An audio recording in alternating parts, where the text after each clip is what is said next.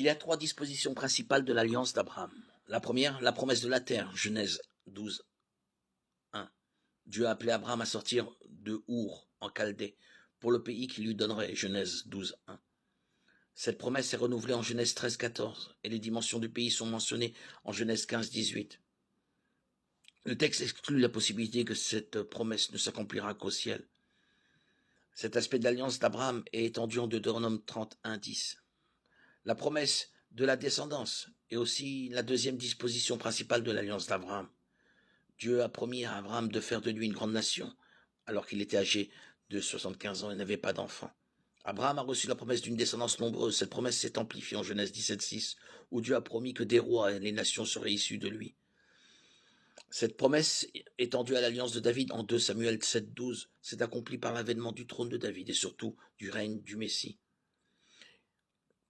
Et la troisième disposition principale de l'alliance d'Abraham est bien sûr la promesse de la bénédiction et de la rédemption. Genèse 12, 3.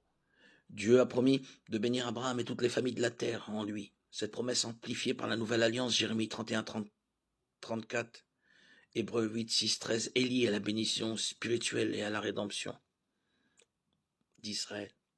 Jérémie 31, 34 annonce le pardon des péchés. La nature inconditionnelle et éternelle de cette alliance est manifestée par son renouvellement en faveur d'Isaac. Genèse 21, 12.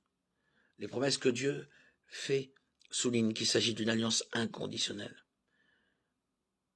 Elle sera par la suite confirmée à Jacob, Genèse 28, 14, 15. Il est important de noter que Dieu a renouvelé ses promesses malgré le péché des patriarches, ce qui accentue encore la nature inconditionnelle de son alliance.